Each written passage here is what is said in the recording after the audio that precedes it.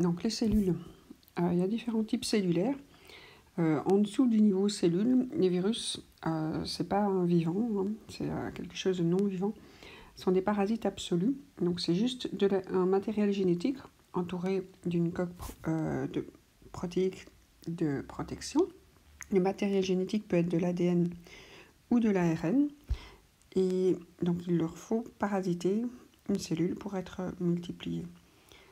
Et donc la coque protéique a des pics comme ça qui vont permettre sa pénétration dans la cellule hôte, et les différents virus infectent différentes cellules hôtes. Alors certains ont aussi une bicouche lipidique, pas tous. Donc ils ont tous un matériel génétique, soit ADN, soit ARN, ils ont tous une coque protéique, et parfois ils ont une couche supplémentaire de bicouche lipidique. Alors quand ils infectent une cellule animale, ils doivent pénétrer dans la cellule, ils doivent être libérés et se multiplier dans la cellule, et puis après ressortir de la cellule. Alors il y a deux façons d'être produit. Soit la cellule bourgeonne, et donc peut continuer à produire des virions, des petits virus, des nouveaux virus. Soit elle va exploser, et c'est seulement lorsqu'elle explosera que les virus seront libérés. Donc ça dépend du type de virus. Donc si les virus ont une membrane lipidique, ils sont plutôt formés par bourgeonnement, donc par vésicule d'exocytose quelque part. Et donc le matériel génétique du virus est transcrit. Donc parfois il faut une transcriptase inverse, parce que la traduction se fait à partir de l'ADN. Et si vous partez avec un ARN dans le virus, il faut d'abord le retransformer en ADN. Et donc après, vous pouvez sortir le matériel génétique, bien placer toutes les protéines du virus par la machinerie cellulaire, transcription, Golgi, réticulum endoplasmique et tout. Voilà. Donc ça, c'est les virus. Les bactéries. Donc les bactéries, ce sont des cellules vivantes. Elles savent se reproduire seules tant qu'il y a de la nourriture pour elles, avec de l'eau. Et donc elles ont de l'ADN, ça c'est comme les virus. Elles ont du cytoplasme, donc une zone aqueuse. Elles ont des ribosomes pour traduire l'ADN en protéines. Mais c'est tout. Elles n'ont pas de noyau ni rien. Donc la zone où se trouve leur ADN est parfois appelée le nucléoïde, mais il n'y a absolument pas de membrane de compartiment dans la bactérie. Alors les différentes couches de la bactérie, ça dépend. Il y a des grammes plus, il y a des grammes moins. En tout cas, elles ont toujours au moins une bicouche lipidique, phospholipidique, et au moins et toujours une couche de peptidoglycans, plus ou moins épaisse. Alors le peptidoglycan, c'est un sucre. Vous entendez glucose et peptide. Il y a des protéines. En fait, c'est une grosse molécule, une macromolécule, qui contient à la fois des acides aminés, des petits morceaux, des peptides et des sucres. Et donc, soit vous avez une petite couche entre deux membranes dans les bactéries, celles-là sont des grammes négatifs, et soit vous avez une bicouche lipidique et une grosse couche de peptidoglycan, et dans ce cas-là, il est accroché à la membrane par de l'acide teichoïque. Voilà. Et les sucres en surface, ça elles ont toutes, parce que ça permet bien d'accrocher l'eau et ça permet de coller, et donc c'est utile pour les bactéries.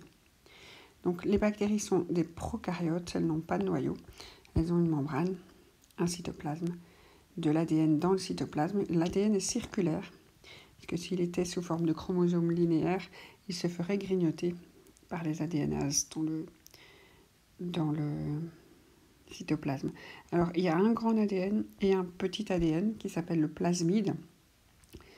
Les plasmides sont des petits morceaux d'ADN, vous voyez, qui sont à côté du grand ribosome circulaire. Et donc, des plasmides, ça c'est s'échanger entre bactéries. Donc, elles savent faire comme des petits bisous où elles s'échangent des petits morceaux d'ADN comme ça. Voilà, alors les prokaryotes remplissent deux règnes, les bactéries et les archées, tandis que tous les autres règnes, les animaux, les plantes, les mycètes et les protistes, sont des eucaryotes, c'est-à-dire des cellules avec un noyau, mais pas seulement, beaucoup d'organites. Alors justement, l'ultrastructure, tous les compartiments des cellules eucaryotes, donc ils ont une membrane cytoplasmique, ça c'est comme les prokaryotes. La membrane sert de barrière, sert de contrôle d'échange. Il y a beaucoup de canaux de différentes, des pompes et des choses comme ça. Elle a aussi un rôle de communication, ça c'est les récepteurs. Donc il y a dans la membrane des protéines qui attendent des informations comme des hormones. Elles ont aussi un rôle d'identification. Donc dans la membrane, il y a des glycoprotéines et des glycolipides qui portent des sucres particuliers qui sont la carte d'identité des cellules. Après, deuxième compartiment, le cytoplasme. Là-dedans, il y a plein d'enzymes, les Pac-Man, qui font toute une série de dégradations, de constructions. Le noyau, son rôle est de protéger l'ADN. Une zone plus foncée du noyau, le nucléole, est la zone de fabrication des sous-unités des ribosomes. Les ribosomes, on en trouve à la surface du noyau, à la surface du réticulum endoplasmique rugueux. Et on voit en fait que le réticulum endoplasmique rugueux et le noyau ont leur compartiment, en tout cas la double membrane du noyau est en lien avec le réticulum endoplasmique rugueux. Et donc, tous ces ribosomes sont le lieu de la synthèse des protéines. Donc, il y en a dans le cytoplasme et il y en a sur le RER, donc rugueux granuleux parfois.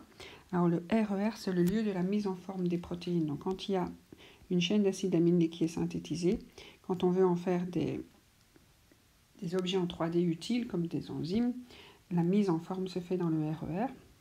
Du RER, les protéines vont voyager en vésicule en vrac vers le Golgi. Et là, c'est un lieu de stock et de tri des protéines. Alors l'autre partie du réticulum endoplasmique, le réticulum endoplasmique rugueux, qui est bien accroché, il y a un seul compartiment, mais il est beaucoup plus fragmenté, on va dire, mais c'est toujours un seul grand compartiment. Et là, on va fabriquer les membranes. On va aussi fabriquer tout ce qui est hormones stéroïdiennes, des hormones lipidiques, des choses comme ça. Alors, d'autres vésicules vont aller donc, il y a des vésicules qui vont au Golgi, et il y a des vésicules qui partent du Golgi. Et si ces vésicules viennent fusionner avec la membrane et quelque part vider leur contenu dehors, on va les appeler des vésicules d'exocytose. Si les vésicules sont toujours présentes dans la cellule et n'en sortent pas, elles peuvent être des lysosomes, les estomacs de la cellule. Elles peuvent aussi être des peroxysomes. En fait, on ne voit pas la différence entre un lysosome et un peroxysome, peut-être la taille. Donc le peroxysome, c'est la même chose qu'un lysosome, c'est comme un estomac de la cellule, mais qui va s'occuper surtout d'oxyder les molécules toxiques. Il reste à voir tout ce qui est l'énergie. Donc la centrale énergétique de la cellule sont les mitochondries, lieu de la respiration cellulaire, là où on fabrique l'ATP. Les centrioles, ce sont des petites étoiles, c'est des compartiments sans membrane en fait, ça. C'est des microtubules associés ensemble. Et d'ailleurs, c'est à partir de là que rayonnent les microtubules. Et donc, c'est le lieu de départ des microtubules. Donc ici, on les polymérise et là-bas, on les dépolymérise. Et donc, il y a une sorte de courant dans la cellule qui est permise grâce aux microtubules. Donc, ils sont responsables des mouvements internes de la cellule. Très important pendant la division. Donc, quand il y a le fuseau mitotique, il y a 2 paires de centrioles. C'est eux qui vont accrocher les chromosomes et les faire bouger. Pendant la vie de la cellule, on a une paire de centrioles. Elle est située près du noyau parce que c'est de là que doivent partir les ARN vers les ribosomes et les vésicules vers la membrane. Et les cellules végétales, par contre, n'ont pas de ribosomes. Il nous reste l'actine. Alors, l'actine, c'est une protéine qui va faire une sorte de rigidification de la membrane, comme un filet métallique en dessous d'une surface assez molle. Donc il y a tout ça sur ce dessin dans la cellule animale. Alors si on veut faire la différence par rapport aux cellules végétales, donc il n'y a pas de centriole chez les cellules végétales. On voit bien que le dessin de la membrane double du noyau est en relation avec le réticulum endoplasmique rugueux, qui est en relation avec le réticulum endoplasmique lisse. Alors, chez les cellules végétales, on rajoute des chloroplastes. Donc, c'est ceux qui contiennent la chlorophylle et font la photosynthèse. Chez les végétales, on rajoute aussi des vacuoles. Donc là, ça va surtout être quelque chose qui va être plein d'eau pour permettre à la cellule d'être bien turgescente, d'être bien gonflée pour que la tige tienne droit. Après, il y a les parois cellulosiques. Donc, la membrane cytoplasmique est entouré d'une paroi faite de cellulose. Et ça, ces trois choses-là, il n'y a pas dans les cellules animales. Tout le reste, c'est commun aux deux, on trouve les choses des deux côtés. Alors, si on regarde le rôle de certains des organites, le réticulum endoplasmique rugueux qui est donc bien en lien avec la double membrane du noyau. Dedans, on voit les sous-unités du ribosome. En fait, ici sont lus des ARN messagers. Et les protéines sont synthétisées à l'intérieur et mises en forme dans le réticulum endoplasmique rugueux. Les vésicules de transport permettent à ces protéines synthétisées et mises en forme d'aller vers le Golgi. Alors, il y a des noms. La phase 6, c'est l'entrée. La phase 30, c'est la sortie. Et sortent du Golgi, soit des vésicules qui vont stocker les enzymes et digérer, soit des protéines membranaires qui vont se retrouver sur la surface de la membrane externe lorsque la vésicule d'exocytose va fusionner, et soit des hormones, des choses à synthétiser qui doivent s'en aller. Et donc là aussi, elles vont sortir quand la vésicule d'exocytose fusionne avec la membrane. Donc jusqu'ici, on a beaucoup parlé des sorties, des synthèses de protéines à partir de l'intérieur. La cellule a parfois comme job de nettoyer l'extérieur. Donc par exemple, les phagocytes qui font la phagocytose, donc eux, ils vont nettoyer. Donc ils savent entourer de membranes. Ça s'appelle des pseudopodes, des phosphates qui entourent les bactéries. Donc la bactérie se retrouve dans un phagosome qui va fusionner avec un lysosome et devenir un phagolysosome. Et les enzymes vont pouvoir dégrader la bactérie. Alors ça, c'est quand on mange grand, quand on boit du pinot quelque part. C'est des plus petites vésicules qui se forment et les nutriments passent après petite vérification peut-être. Alors il y a aussi moyen de sélectionner ce qu'on mange. Donc il y a parfois des récepteurs à l'extérieur qui vont vraiment prendre des choses qui passent. Alors c'est une des façons de rentrer des lipoprotéines. Et donc pour pouvoir refermer la membrane, il faut qu'elle réagisse à l'accroche sur le récepteur. Et donc on appelle ça des puits revêtus en fait, de clatrine qui permettent à la membrane de se refermer de nouveau en vésicule d'endocytose qui va aller fusionner avec les lysosomes. Alors on reprend ici les différents transports membranaires, donc ce dont on vient de parler, l'endocytose à l'aide de récepteurs, c'est ici en bas. Mais il n'y a pas que ça comme façon de faire rentrer les molécules dans la cellule. Donc il y a des molécules qui n'ont absolument besoin de rien pour rentrer. C'est les petites molécules non polaires. Donc on reprend là-dedans le dioxygène, le CO2. Je crois que l'ammoniac aussi s'est passé facilement, le diazote. Des molécules suffisamment petites et suffisamment hydrophobes. En fait, il faut qu'elles ne soient pas polaires pour pouvoir traverser le gras des bicouches phospholipidiques. Alors, elles vont se déplacer dans le sens d'une diffusion. C'est un transport passif qui ne demande pas d'énergie. Donc, elles vont toujours aller du compartiment plus concentré vers le compartiment moins concentré. Donc, pour l'oxygène, comme il est consommé à l'intérieur, elles vont rentrer. Pour le CO2, comme il est produit à l'intérieur, il va plutôt sortir. Donc, toujours du plus concentré vers le moins concentré. Un autre transport passif, toujours une diffusion. C'est un peu un synonyme. Hein. Diffuser, c'est se propager facilement. Alors, certaines molécules sont trop grosses ou trop polaires pour passer directement au travers des phospholipides. C'est le cas des sucres, c'est le cas des nucléotides et c'est le cas des acides aminés. Eux vont avoir besoin de canaux. Alors, les canaux sont toujours spécifiques d'une seule molécule.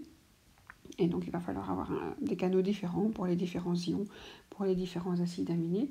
L'eau a elle-même ses canaux, ce sont des aquaporines, et elle va souvent s'équilibrer. La quantité en eau entre l'intérieur et l'extérieur est toujours constante. Ces aquaporines sont toujours ouvertes, je crois. Voilà, ça c'est pour les petites molécules hydrophiles, polaires ou chargées. Alors, les transports qui ne sont pas passifs, les transports actifs. Ceux qui demandent de l'énergie. L'énergie de la cellule, c'est l'ATP. Et vous voyez que l'ATP est produite à l'intérieur, au niveau de la mitochondrie, et consommée à l'intérieur. Elle devient de l'ADP. Et ça coûte. Donc, si vous faites des choses qui coûtent de l'énergie, ça doit servir. Alors, une des choses qui se passe, c'est l'entrée des H+, dans le lysosome pour le rendre acide, comme un estomac. ou alors dans les neurones, vous allez avoir la pompe à sodium-potassium qui permet de maintenir le gradient des sodiums dehors et des K+ à l'intérieur, qui quand on fera passer l'influx nerveux, vont pouvoir se précipiter dans leur bon sens. Voilà. Alors, on reprend un petit peu l'osmose. Alors, on parle de cellules équilibrées quand il y a autant d'eau qui rentre que d'eau qui sort. Donc, on pourrait croire que quand il y a osmose, il n'y a pas de déplacement, mais si, en fait, il y a des déplacements dans les deux sens. Et dans ce cas-là, on dira que le milieu, ce qui est à l'extérieur, à la quantité d'eau dehors, est isotonique, autant à l'intérieur qu'à l'extérieur, et donc on a les deux sens. À partir du moment où on a un milieu hypertonique, alors la tonicité concerne le sel, donc dans un milieu hypertonique, vous avez beaucoup de sel, donc vous avez peu d'eau. Et donc la quantité dans la cellule est plus grande, et donc vous allez avoir quelque chose qui est au niveau des concentrations en eau. C'est pas souvent comme ça qu'on parle, hein. La concentration en sel est plus grande à l'extérieur.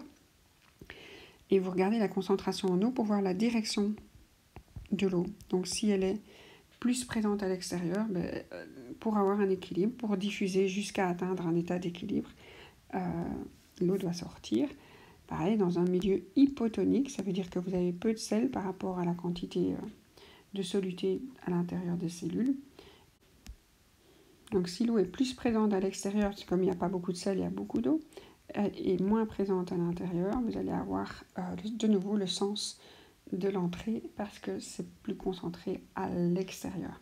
Alors une cellule qui est bien, avec une vacuole bien remplie, l'eau qui est vraiment stockée à l'intérieur, grâce à l'osmose, c'est une cellule turgescente, une tulipe qui tient droit, qui ne se bascule pas. Les cellules qui sont racrapotées, et c'est une cellule en plasmolyse. Alors ça peut arriver pour les globules rouges, hein, quand on injecte des choses dans le sang, on va toujours utiliser du sérum physiologique.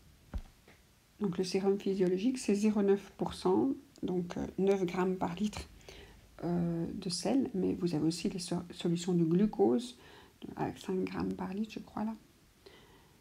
Donc des milieux dans lesquels les globules rouges auront le bon volume, elles ne vont pas grossir ni rétrécir. Et c'est les questions de 2017 sur les cellules.